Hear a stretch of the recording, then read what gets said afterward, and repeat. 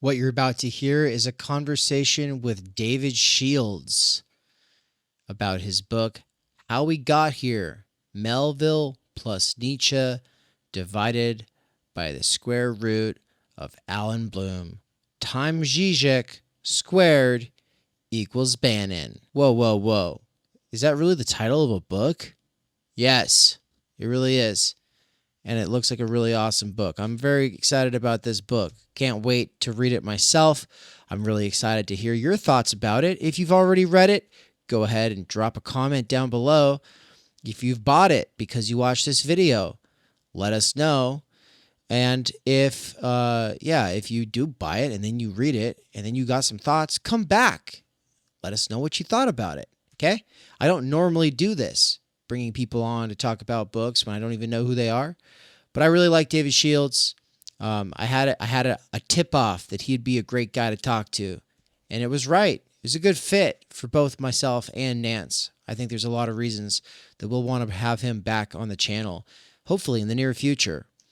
Really quick note before I turn it over to that conversation, though. I just wanted to make a plug for an upcoming course. If you're interested in this kind of stuff, you might be interested in Introduction to Marxism, taught by Chris Catrone. Chris Catrone of the Platypus Affiliated Society. Chris Catrone, Doug Lane, and David Shields were all just hanging out, making a documentary about the Democratic and Republican National Conventions. We're all very excited to see what it is that they're working on. Great work, guys. But yeah, Catrone's course, it's coming up really fast. It's going to happen over the course of October 2024. Sign up today. With that, I'm going to roll it. Enjoy. All right, everybody, welcome back to Theory Underground. We're coming at you from August 14th, the Epic Marathon live stream at Theory Underground. This will go up after the fact as a standalone episode, both on the YouTube channel and podcasts all over the world, including Spotify. We are joined right now by David Shields. Welcome, David. How are you doing today? Just fine, Dave. Thanks for having me. Yeah, it's really great to have you. What is the name of your new book? It's called How We Got Here. And the subtitle, as you know, is Melville plus Nietzsche divided by the square root of Allan Bloom times Žižek² equals Bannon. I mean, it has the world's coolest cover. I don't know if I showed you the I'll put it up. I'll put it Yeah, up on screen here so people are able to I see it on love the. the cover. It's so cool. Let's see if I can Which show it my to people. film editor, James Nugent, and I designed, and Doug Lane published it, Sublation. It's a very cool cover. That's awesome. And also, I just wanted to double check really quickly. Do you have any relation to Michel Foucault? Well, people have said that I look. I mean, it's very flattering. We got the bald head. We're kind of tall and on the slender side, I guess. But yeah, I mean, there's a very. I mean, it's a very cool. I mean, I don't have his affect, but no, I've definitely seen in that conversation between Chomsky and Foucault, if you know that one in Amsterdam, I think it was, 20 years ago. It was sort of uncanny, the resemblance, but yeah. That's so I funny. mean, I mean, he's cooler looking than I am, but there's a vague resemblance. Yeah, yeah. Okay, so no relation as far as we know. But with that, I want to ask you. I feel like the technical problems that we were just dealing with ate into our time a little bit here. So I just want to kind of give you the floor here to talk about what were your motivations and or what kind of inspired this work. Right. Now, by this work, do you mean the book or the film or both? How We Got Here is as the book. I have the book cover. It's up on the screen, but I would like to hear about how both the book and the movie came about and how they relate for you, for sure. Sure. Yeah, and feel free to jump in just because I enjoy conversation more than a monologue. But Cool. in any case, I think Nance is based in Phoenix, and I think the film began in Phoenix, believe it or not, that the film is set to a very large degree in Phoenix in November 2018, where my collaborators, Eric Sather and uh, um, Nicole Walker and Robin Hemley and I went to a nonfiction now writers conference, and that we asked a series of, complicated questions of our fellow nonfiction writers. Is there such thing as truth? How do you know what you believe? Uh, is there such thing as absolute belief? Have your siblings taught you that your worldview is wrong? Are you superstitious? Do you believe in ghosts? And why are you here and not canvassing for Stacey Abrams? This conference was just a couple of days before the midterm elections uh, of 2018. Hmm. So that was the sort of the questions that we asked a series of people at the Nonfiction Now Writers Conference in Phoenix in November 2018. Hundreds of writers around the world, writers and professors of nonfiction. Then we also interviewed about 20 people and asked them to tell two truths and a lie. And I hope I can ask you guys to tell two truths and a lie today. I think Nance looks like he'd be a very good liar to me, but because he does that wonderful thing with when he's smoking that cigar or whatever he does, that he has that little pipe he does. He looks like a Sherlock Holmes figure over there. But but in any case, so we had a bunch of writer friends, acquaintances, philosophers, filmmakers tell truth and a lie. And it was damnably difficult to tell who was telling a truth, which two truths, which two things are the truth and one thing is the lie. And then the film evolved over many years that we shot in 2018 and the film didn't come out until late 2023. The big challenge of it was doing what I would call the Melville to Bannon thread of the film, which is probably the part of the film that I care about the most.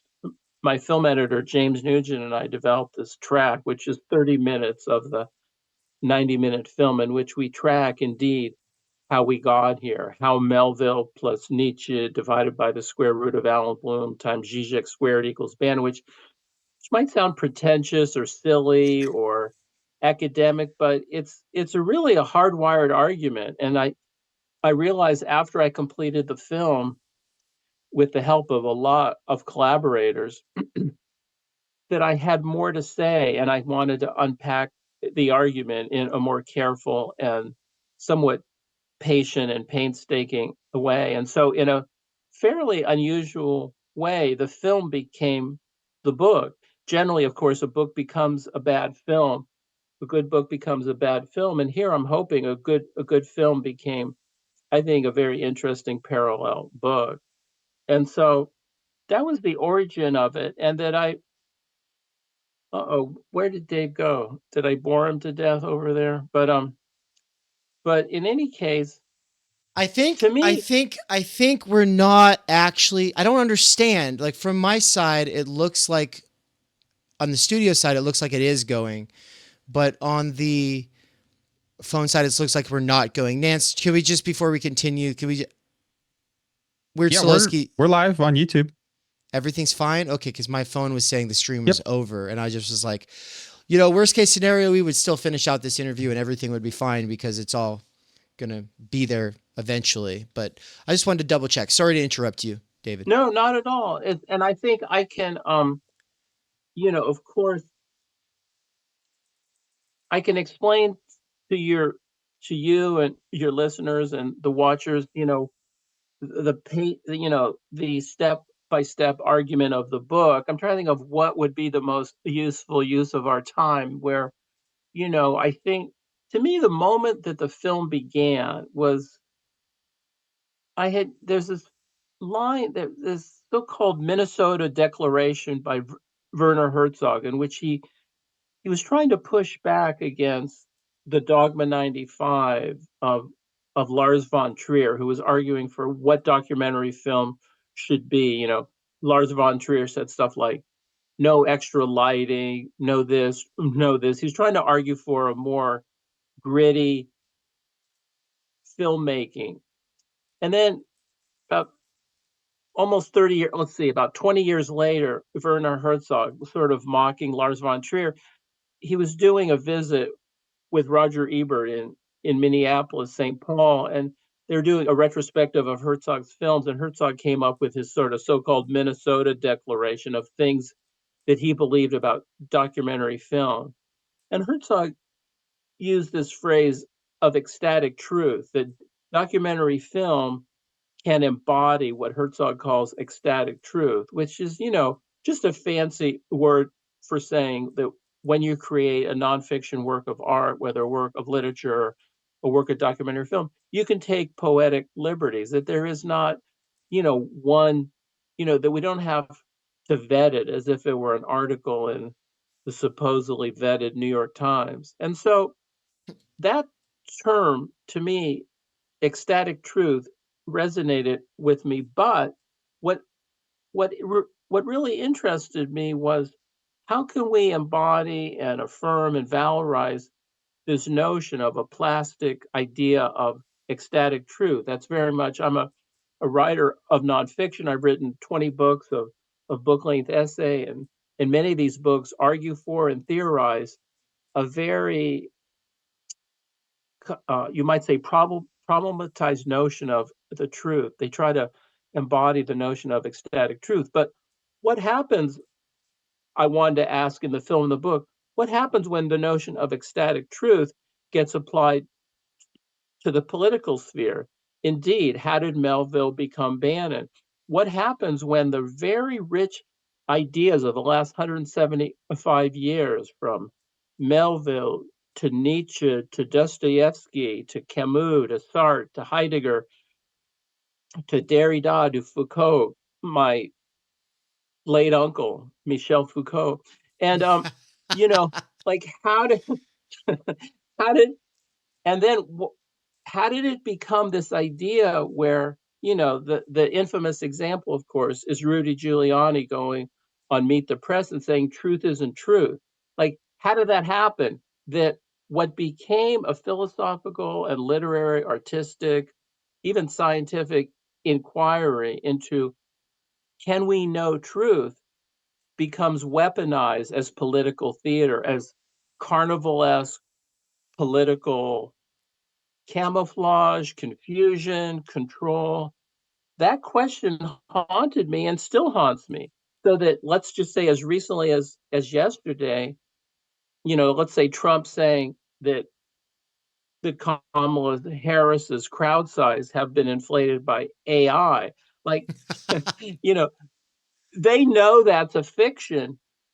100% they know it's a fiction, but because that we have this legacy of a 200 years of philosophical problematizing of truth, there's a little bit of traction that gets. So it raises a tiny doubt. Harris and Waltz have to say, oh no, our crowd size are really as big as we present. And so I really am vexed as someone who's the author of a book called Reality Hunger, a manifesto, which was this, somewhat influential book from 15 years ago. It's still a bit of a controversial book about in which I try to argue for the blurring of genres, that I try to argue for the best works of literary art takes take place in a sort of liminal space between fiction and nonfiction. So you could say that in a strange way that, like, these ideas, that begin with say Nietzsche and that come all the way through late postmodernism, have become a politically weaponized strategy. And, I can go into very specific detail, but I don't know if you guys would like to push back, or you'd like to have examples of your own, or you'd like No, me no, no, to no, no, detail no. the historical art.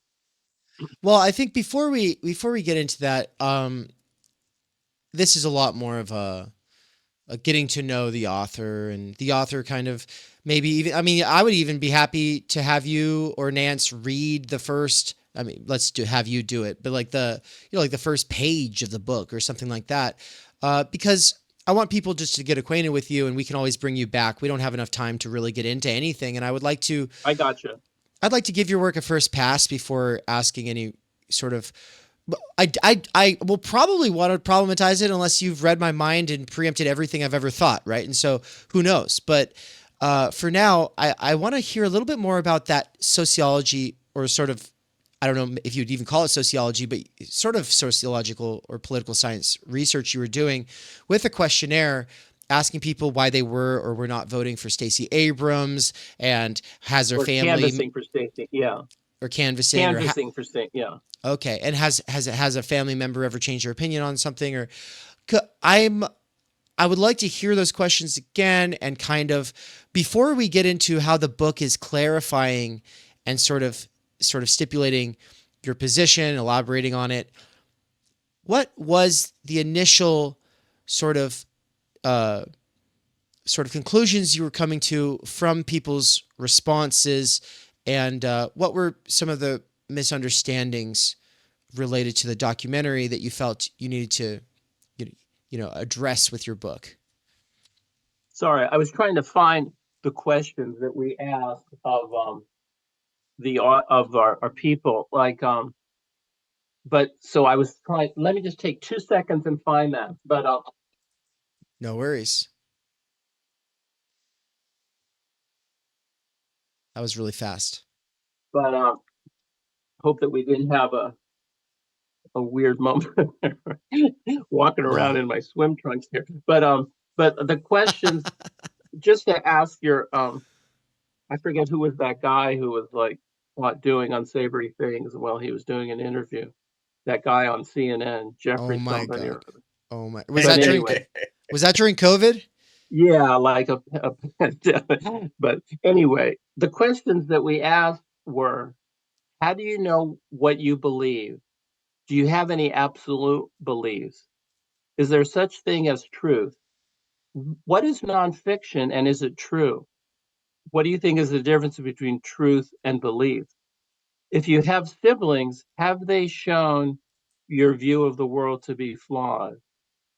Are you superstitious? Do you believe in ghosts? And why are you here and not canvassing for Stacey Abrams? And then I say, the consensus answers, I have no absolute beliefs except in art. There are no absolute truths other than that there is no truth. My sister and I are estranged. There are no ghosts except psychic luggage. I'm not canvassing for Abrams because all I finally care about is art. So I mean, I'm being a little tongue in cheek because those weren't, everyone answered differently. But Right. that that was the very interesting, I thought, the interesting premise in which we asked about maybe about 50 or 60 people at this nonfiction writers conference in Phoenix in November 2018. And that was the origin of the film. So I didn't know if you had a follow-up question, Dave, about how that became the film, how that became the book. Um, I guess I was really, what would you say, confused about how I believe in a very, I began as a fiction writer. I wrote three novels in my early 20s and throughout my 20s and early 30s. And then from like age 30 to 50, I wrote a series of nonfiction books, which increasingly talked about the questionable nature of nonfiction, the way that the best works of nonfiction, in my view, question the very nature of truth. That to me, the kinds of works of nonfiction that I like aren't straightforward journalism. They're not straightforward scholarship or straightforward memoir, but they use the nonfiction frame to ask questions such as, what is truth? What is memory? What is knowledge? Can a self know a self? Can oneself know another self? And if we can't know someone else, then what is the value of art? That a whole series of books that I wrote from over the last 20 years, asked, I hope, increasingly uh, challenging questions and tried to, you might say, bend the frame of nonfiction to ask the most serious epistemological questions about the very nature of truth. That's the kind of quote nonfiction that I like. Well, And well, well. I feel like I want to highlight the the serendipity and sort of, I mean, really, what does serendipity mean to me? It just means like happy luck.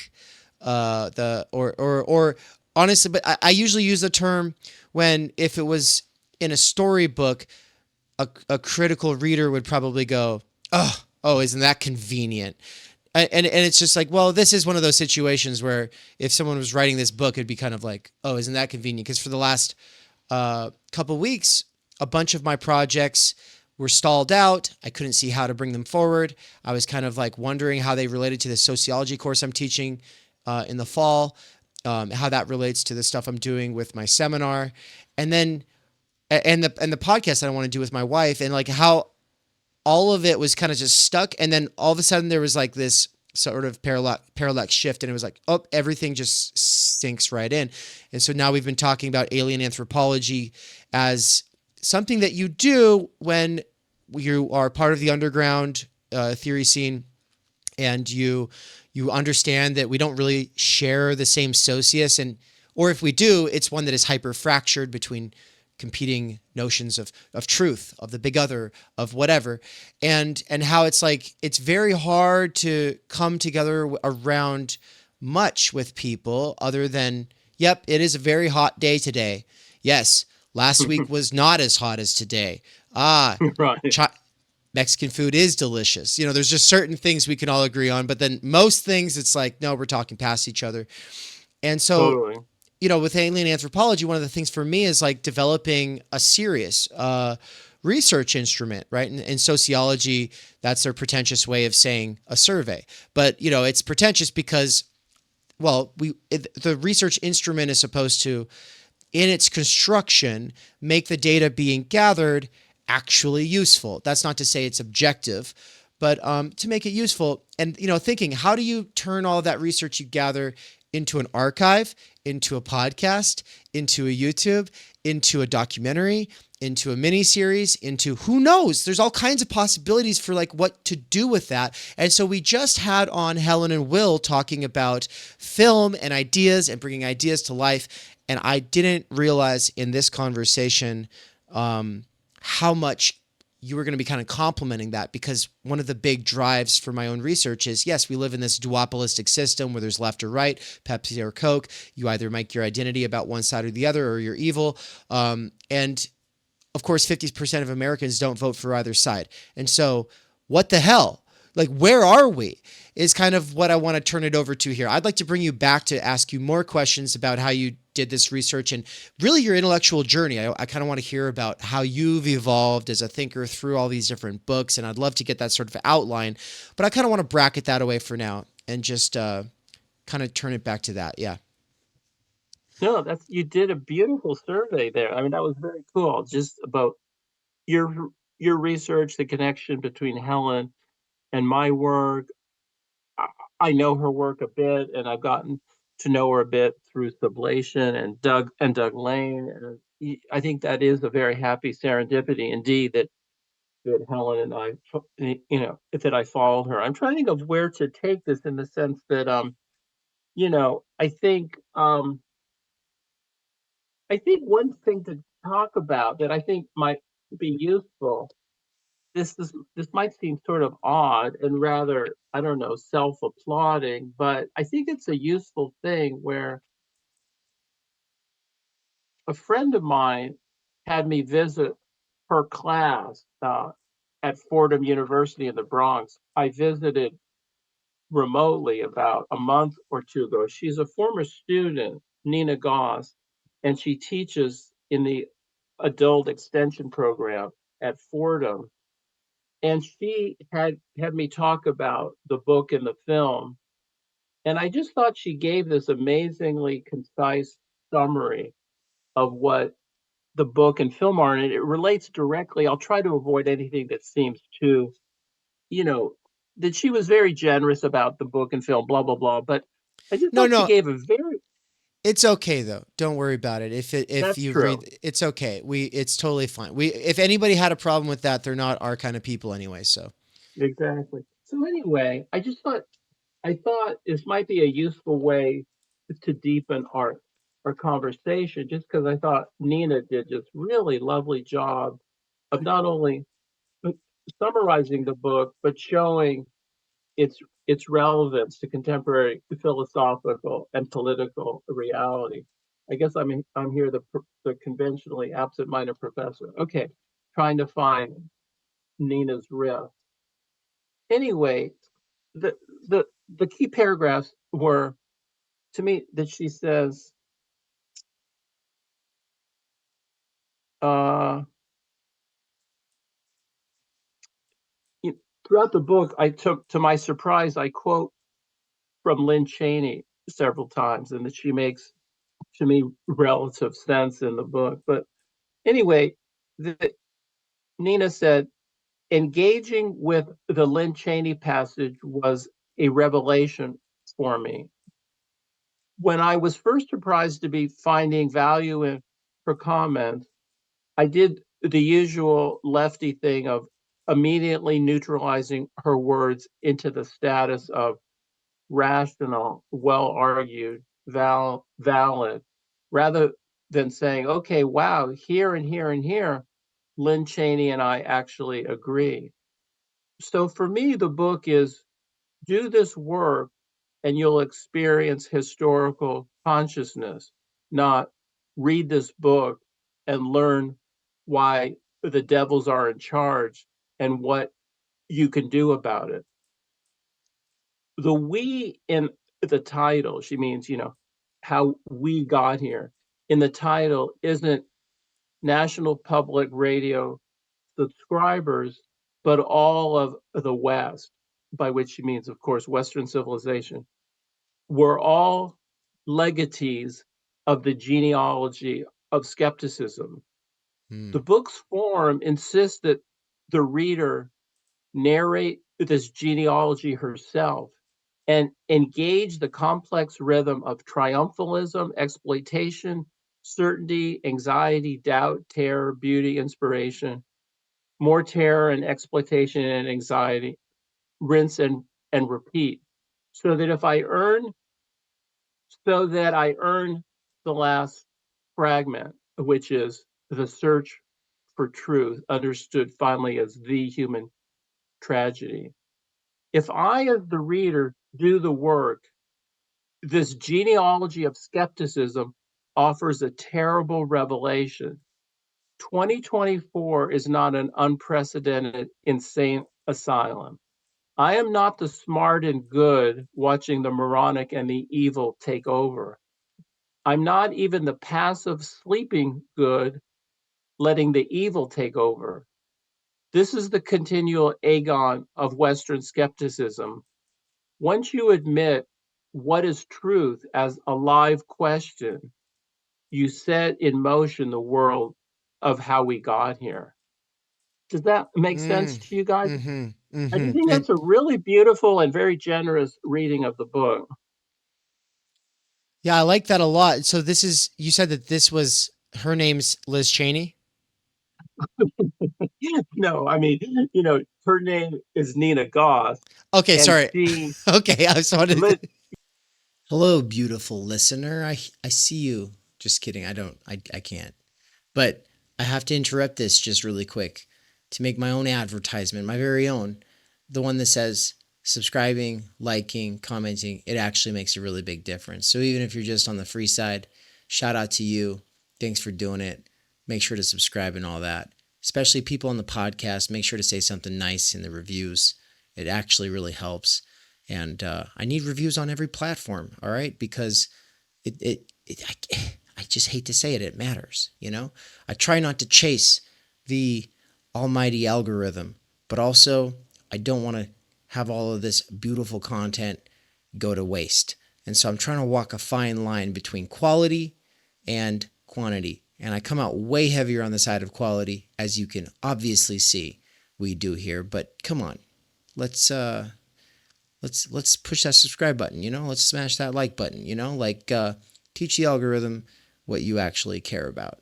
All right, and then maybe it'll show it to other people. That's great. All right, let's get back to it. 24 is not an unprecedented insane asylum.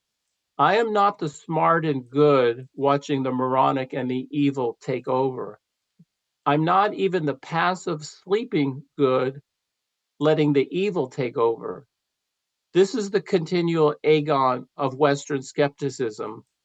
Once you admit what is truth as a live question, you set in motion the world of how we got here. Does that make sense Mm, to you guys? mm-hmm. I Mm-hmm. think And that's a really beautiful and very generous reading of the book.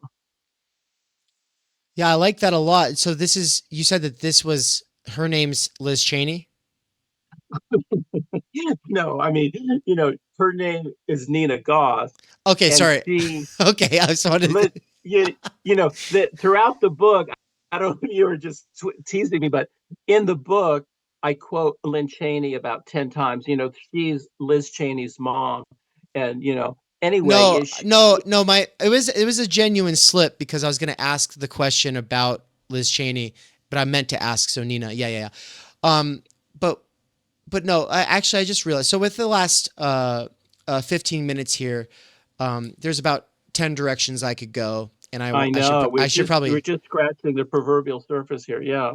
right, right. And so I want to. So I guess the thing I'll say about Nina's reflection there is I like that it talks about what it did for her, like what it does for her, and and so it's not just like, oh, David Field's book, it's so great. It's more like this is what it did for her, and you're kind of like saying, I like this because that's kind of what you're going for. Like you're looking to help the reader have some kind of confrontation, and it's a confrontation I hope everybody listening is going to have. It's the book that's up on the screen; you can see it right there. But Nance, I wanna check in with you because I know postmodernism and all of this stuff is a big question for you, and so I kind of want to just see where you want to go for a bit. Man, I don't know. I almost kind of want to just go full postmodernism and like just free associate for the remaining 15 minutes. But I think if anything, it sounds like you're kind of um putting the ball in the audience's court, like the reader as they encounter this text. It's seems to me like you're helping us see our shared responsibility, the fact that we are participating in this postmodern morass of meaninglessness, like, and we can either do this thing where we sit back hands off and say, oh my god, look how horrible, but it seems like you're inviting us to take up that responsibility. Right. And I think, was hearing the very end of your conversation with Helen Rollins and with Will, and Helen spoke really beautifully about that and eloquently to the fact that how much her affirmation for herself comes in the creative act itself. You can drive yourself crazy with seeing meretricious work being valorized and what you think of as your own work, which you hope is good, maybe being marginalized because it's questioning things rather than just feeding the machine. But then Helen pivoted, at least what I heard of the very end of your conversation with her, that she goes, that could end up with a kind of narcissism or whatever, or a kind of self-defeating passivity. But Helen then pivoted and said something like, but what really matters is that engagement among like-minded thinkers or fellow creative filmmakers or thinkers or philosophers, writers, and that the engagement of the reader, the viewer, the reader, the thinker with the work creates this extraordinary dialectic. And I think that what my work tries to do is very specifically demand a very active engagement on the reader's part with the work, or the viewer's part with the film, that rather than encourage a kind of, you know mindless engagement with a kind of rom-com or a kind of, I'm terribly fond of this line of Kafka's who says, it's been quoted a lot, but it can't be improved upon. You know, a book should be an axe to break the frozen sea within us. Like, that's it. That's it for me. And like, if it's not trying to break the frozen sea within us, then why bother? And I think I can't imagine a culture that is more frozen than our culture. Like, it's beyond what Baudrillard, you know, Baudrillard, Jean Baudrillard, would think of this, of like, I mean, it's, the saturation of media upon media upon media. I think it's very, very hard to feel anything anymore. And a lot of my work is a very explicit attempt, both within myself to break the frozen sea within myself, but in Hmm. so doing, to break the frozen sea within the reader and the viewer. There's this powerful term of the French writer Simone Weil, who talks about the term decreation, which is her term for stripping away the veneer of civilization from herself, finding that part of herself which is pure animal, pure being, and in so doing, try and reach something as deep and primitive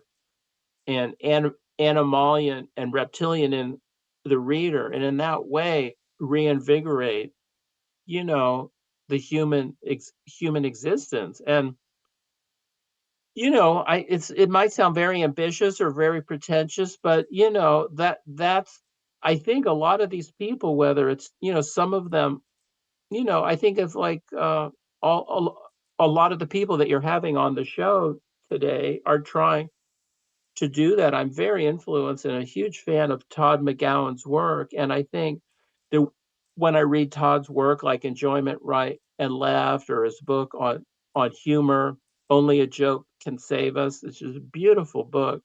And a lot of what I'm trying to do is to use my work as a reflecting pool in which the reader and viewer can see themselves, and by seeing themselves, they can participate as existential beings and as democratic citizens. There's this line of Samuel Johnson who says a book should either allow us to escape existence or teach us how to endure existence. And an awful lot of what I try and do is not allow us to escape existence, but to force the reader to confront, and by confronting, endure existence. It's a very, I take art really seriously, obviously. Well, and that sounds to me like one of the most important sort of meta conversations that we've been having at Theory Underground as workers with earbuds who probably started with podcasts. Well, I mean, really, first you start with sneaking music at work, then you start listening to podcasts at work, then eventually you find out about like books and people who are actually reading them, and eventually you get tired of other people reading them for yourself, but you're still screwed because you don't have the time and energy to actually do that yourself. And so you're trying to figure out like this way to bridge your sort of practical daily stultifying existence and this other existence, which is more human, more free, more interpretive, more taking responsibility over the fact that you are interpreting and that you do have beliefs about truth. And we and now I'm just saying we as in anyone who's kind of coming from that background are in the most illiterate country in the world in a specific sense. You might have a country where no one's ever learned how to read, and in that sense, sure, like we're more literate. But functional illiteracy is something I talk about as a symptom of structural stultification of time energy, right? And it means that when you read a book, you've been taught to take this sort of like transparent interpretation. You don't even realize you're interpreting the text. And you know, the schooling system really aims for that. There is a reading for this book. Here's the reading. Regurgitate what I just told you is the reading. And of course, there is there is an authoritative canonical interpretation of any given text that you should be able to reference and think through and refine or critique. And you need that. But instead, what we have is this functional illiterate literalism, and literalism in the sense of like evangelical fundamentalists. Like, I take that to be just a symptom of functional illiteracy more than it is something reflective on the religion, more than it is reflective on the individuals, right? It's a very structural sociological sort of approach, I think. But I guess I kind of want to turn that back over to you as an opportunity to say a little bit more about the truth-making procedure of disclosing the world through texts, and how you think that there is, even though everything's textual and whatnot, there is a there, and maybe like in your research, were you seeing that with people? It seems like people who are in the art world don't really believe it, and I'm just curious, like, what you think. What do you think we should do with that? Us workers with earbuds getting into books and not having the time energy to really do it right. I mean, what should we do with what, Dave? I think I follow I was following you all along, and then I somehow lost your pronoun reference there. But like, I think I lost it. I lost it too. I was like, oh no. I was like, oh no. Can I? No, but I'd be trying. I mean, of course, I can fill in the blanks, but I think. I mean, I trying to think of where. I mean, there's, we just have a few minutes, and I'm trying to come up with some stunning epiphany that will somehow. I think a lot of what. Yeah, I think what I hear you say is that a lot of what. Like, for instance, I just think of a tiny moment. I think a lot of what you're talking about is a kind of media literacy, metacognition, where you start to learn what's going on. I mean, people can mock deconstruction, but what it's doing is teaching you how to read against a text. And all of life is a kind of text. And that, to me, a really beautiful, if scary, example of it was the recent assassination attempt of Trump, a month ago or so. I forget the exact date. But to me, the very terribly interesting thing was within hours of the assassination attempt on Trump's, social media platform, so-called True Social, someone in his group posted this idea that he had, the usual way that you'd say it was that his ear had been pierced by a bullet or by shrapnel. But the specific term that they used was that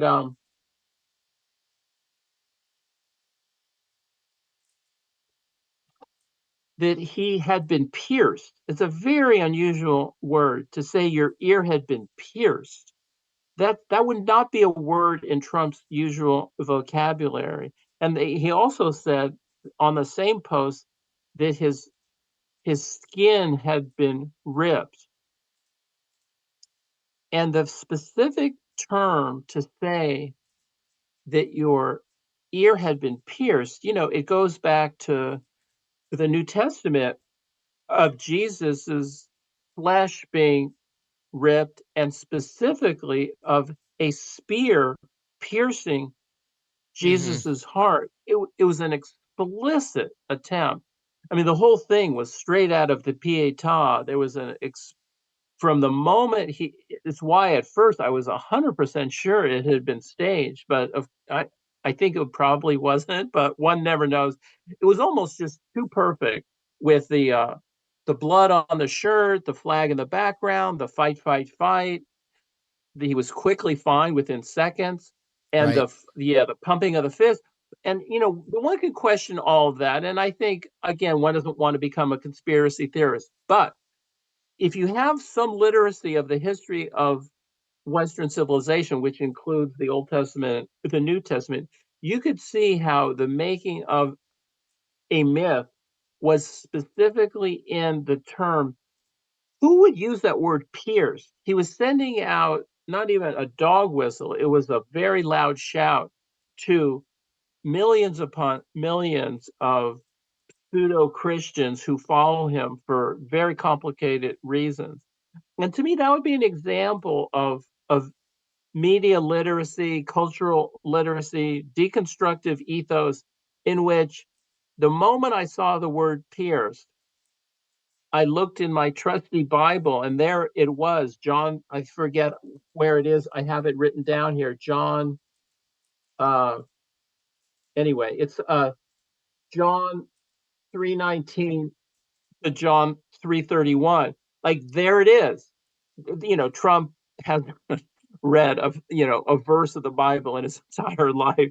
He's the least Christian human on the planet. Obviously, if however that you define Christian, but someone in his orbit, I think, rather brilliantly, with brilliant rhetorical acumen, just enough so that he could deny. Like, I'm not saying Trump is Jesus. I'm not saying he's our crucified martyr, but that would be a really, to me, absolutely perfect and very tiny, but very readable example of the terrible cost of not being literate. If you are semi-literate, as I'd like to think of myself as being, I could hear the weird echo of the word pierce. Like, no, that is not anywhere close to Trump's vocabulary. What cultural and political and metacognitive work is the word pierce doing? It's right there. And I think like there's the value of being able to read a text. The text here was Truth Social posting. And like if you're not able to read that, you're culturally and politically illiterate, and there's tremendous value in being able to read against that particular text. That's, I think, a great example. Yeah, and I think that it sounds like you're in this sort of interesting relation to postmodernism, because you're not throwing out this Derridian baby with the bathwater, so to speak. There is a practice in reading and saying, no, we're not going to take the authority of the author at face value. We're also not going to take our understanding of what the author is saying at face value. And in close here, I'm going to give you the floor here in a minute. But beforehand, I'll let Nance say some concluding thoughts as well, and you'll get a full couple minutes to say whatever you want, really. But I wanted to take it back to Herzog. Werner Herzog is he's iconic, and he's fascinating, and he's a very important documentarian. And in fact, I think he's had a lot of influence on the world of film and documentary, and also our understanding of truth. And when I saw him back in probably 2015, I could be fact checked on this pretty easily. It's whenever he visited Boise State University, and I was in my undergrad. I went, this is part of their very distinguished lecturer series or whatever that the Honors College puts on. And, recently they brought Cornel West and Robbie George, and I got to meet them, right? But there's a variety of thinkers they've brought. And I went to see Herzog because I'd seen Grizzly Man. I didn't have much more of a knowledge at the time of his work.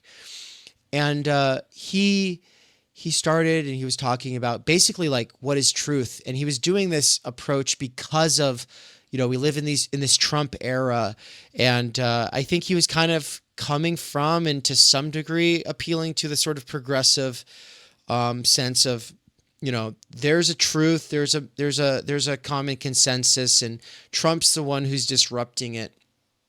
But the interesting thing that he did, which I can give him some license for doing because he's an artist, and I don't expect artists to be great philosophers or epistemologists, but something that he did was sort of say, so what is truth? Philosophers, they think about that question. Philosophers think about this a lot. Well, It's been a long time. They've been thinking about it for over a couple of thousand years. They haven't agreed, and so they're not going to be able to help us on this. They don't know is basically what it came to. And wait a second. Hold on. Go ahead and turn your video off, Swole. And then do I not have host power right now? Do you have it, Nance? Make it so that... Okay, we're good. Sorry. Okay, sorry about that, Swole. We'll be with you in a second. So Herzog was saying, what is truth? Philosophers haven't been able to figure it out. And then he basically was like, so it's up to us, and it's kind of whatever we make it. And it genuinely made me kind of depressed because the whole room laughed at this idea that philosophers have thought about it for thousands of years and haven't been able to figure it out. And I was like thinking, well, there's like two major competing theories of truth. One of them could be true. Both of them could get at something, but both of them are definitely better than what Herzog just gave us. And then I was thinking also Heideggerian truth, revealing is concealing, it's disclosure. That's even better than what Herzog gave us. And so, I don't know. I was kind of just like irritated by it, but this is what happens when artists have no philosophy or theory. When artists are basically, they're not able to, what's the term you used there, Nance, yesterday or the day before? You said that there's sort of like, I think artists can kind of like advance something. They can advance a theory. They can advance a philosophy. But too often they're not even studying it. They're kind of out of joint with the conversation. And so they're ultimately just kind of running around expressing themselves kind of out of relation to any sort of thoroughgoing questioning or development of a system for qualifying truth claims. And so I don't know what you want to do with that. And of course, I'll let you have the floor here in a sec. But Nance, any closing thoughts? I have to say like this thread of art. What is art? What is art for? What does it do? How does it relate to theory? It's a huge conversation. I'm happy that we're engaging with it. And I have to say that there is maybe some serendipity as well with myself when I returned to Benjamin a few months ago for preparing for the essay that I'm still trying to write about Benjamin and kind of postmodernism and this and that. But in one of his public addresses, the author as producer, he kind of talks about being the author, being the producer of a work, and like what responsibility do you have to your audience. And I think in the past, when I was more idealistic, it was easy to kind of be like, yay, activism for activism's sake. But like really coming back and taking seriously the idea of what are we doing and what are we even trying to do, and getting to that is there and that remains there, especially now in this post-truth world where yeah, like it my first thought was it's staged when the Trump thing happened, and there's still a large percentage of me that thinks it might have been staged, but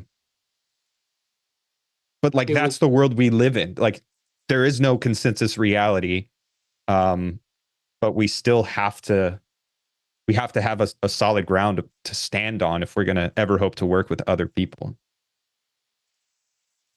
I don't know if you can see that. I mean, I don't know if I need to exit the off ramp here, but you guys are raising incredible questions. Obviously, we can continue the conversation. I think you've raised really good pushback against Herzog, who, I'm not some fanboy of Herzog. There are some films of his I like, some films of his I really don't like. And I think his sort of weird, complacent view of the ephemeral nature of truth becomes a kind of get out of jail free card for the enormous liberties he takes in his work, and he doesn't sort of face the political consequences of his embrace of a kind of anything goes. And I think the pushback against, I don't know if we have time. I don't know if you got this quote.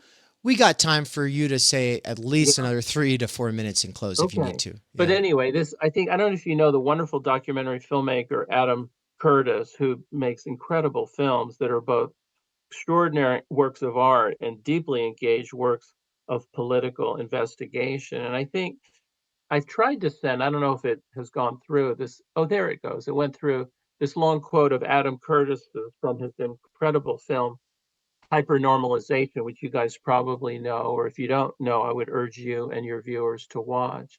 And he says quite beautifully, we live in a strange time. Extraordinary events keep happening that undermine the stability of our world. And this film came out, several years ago. Yet those in control seem unable to deal with it. No one has any vision of a different or a better kind of future. Over the past 40 years, rather than face up to the real complexities of the world, politicians, financiers, and technological utopians retreated, constructing a simpler version of the world in order to hang on to power. As this fake world grew, all of us went along with it because the simplicity was reassuring. And I think this is the crucial part. Even those who thought they were attacking the system, the radicals, the artist, the musician, and our whole counterculture, actually became part of the trickery. And he calls out Patti Smith, who he does an interview with, and shows how complicit her, to me, highly overvalued work is. Anyway, and our whole they thought they were attacking the system.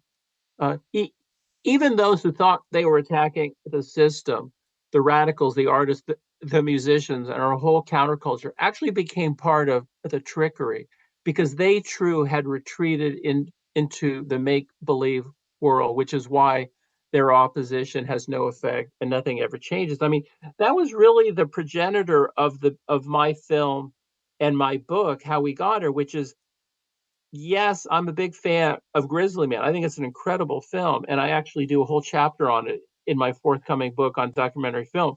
But Nice. I also wanted to push back against Herzog's very complacent notion of ecstatic truth and the political reverb to that.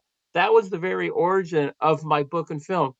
I wanted to affirm ecstatic truth, but I didn't want to sign on to a Trumpian Putin, Surkov, Modi, Bolsonaro, Xi confusion and control of the culture. That's the very problem that my work tries to worry. Exactly that.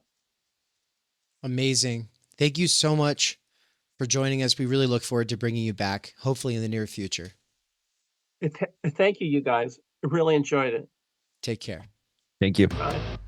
We cannot do direct revolution, but the only way to lay the foundation for it is to do what you are doing to move the underground. It's a theoretically correct title. Welcome to Theory Underground, a place for workers with earbuds who are tired of letting others read and think on their behalf, slipstreaming our way into an understanding of the situation that short-circuits the deadlocks of our moment. Research at Theory Underground focuses on what is most important for understanding our current situation: theory of the subject, capital, time-energy theory, critical media theory, CMT, and the most essential critiques necessary for understanding why the theory, ideology, and common sense of influencers left to right misses the mark. Theory Underground is coming to a city near you. What that has meant in the last year is traveling across the United States, into Canada, and then all over Europe to promote our books, courses, and ideas related to time energy and underground theory. You've been reading Underground Theory. I'm a publisher and an editor. I run a review of books. Literally, it's my living. This is the best edited collection I've ever read. Okay, picture this scene. America, early 2021. An Amazon warehouse worker arises from the emerging underground theory internet scene to create spaces for untimely topics and concerns that are too often neglected or kept in isolation today. Joined by a revolving cast of underground theorists, academics, and critics, he establishes what will become Theory Underground, a teaching, research, and publishing platform by and for working-class intellectuals, autodidacts, and academics who want to do more than they're able to do within the confines of academia. That warehouse worker's name is David McKerracher, and his book Timenergy is his first major contribution to the world of theory. It was recently reprinted with a foreword by none other than Slavoj Žižek, who also contributed to Theory Underground's latest book. My Bible, it's an excellent book. A collection of essays called Underground Theory. What you just heard is an excerpt from the Strange Exiles podcast, episode 23, where Bram from Strange Exiles interviewed me and Mikey. For those who don't know, Mikey is the author of the Dangerous Maybe blog. We are publishing one of his books here shortly at Theory Underground. He's also a lecturer at Theory Underground, and he's someone I've been friends and a collaborator with for over 10 years. But most importantly for you all, he's a fantastic lecturer, and it's a crime that he has to do wage labor right now. One of the long-term goals of Theory Underground has been now for a couple of years to hashtag free Mikey. That is something that I've been really pushing, but first I had to get freed from wage labor, which was achieved this year. That's right. Thanks to my monthly seminar subscribers, I was able to quit Amazon and do Theory Underground full time. Now I'm announcing the next big phase of the plan, which is the Mikey Down seminar. What monthly subscribers to the Mikey seminar are paying for is a survey of philosophy, including deep dives into Žižek, Lacan, Baudrillard, Bataille, Lyotard, and ultimately the whole history of philosophy. We're trying to build like this ongoing seminar, right? And that's what I really like about this thing, where, you know, if I'm teaching a main text, that's something I got to focus on. I got to really, but the seminar thing, we can do this stuff all the time, where we dive deeper into concepts, we dive deeper into certain, you know, sections of books or whatever, and we can really do this nuanced stuff. I think that there's probably no better way for us to accelerate our learning in these areas than by slipstreaming Mikey. And that has been my belief for years and years and years now. It's official. You're able to help out. You're able to get involved. You're able to benefit directly from liberating him from wage labor. Get on it right now. Do it. Just go. Stop what you're doing. Go click the button, subscribe. This is what you do. Subscribe to him. If you're already signed up for the ongoing Theory Underground seminars, then that's the ones that I do with my wife, Anne. Though that's getting an upgrade, which means that I will be doing one session per month that is just me, and then I will also be doing the ones with Anne, which are a crash course in sociology, anthropology, the social sciences, and ultimately Marx, Heidegger, Levinas, Bourdieu, imminently critiquing pop psychology, sociology, self-help, and ultimately the doxa of our time.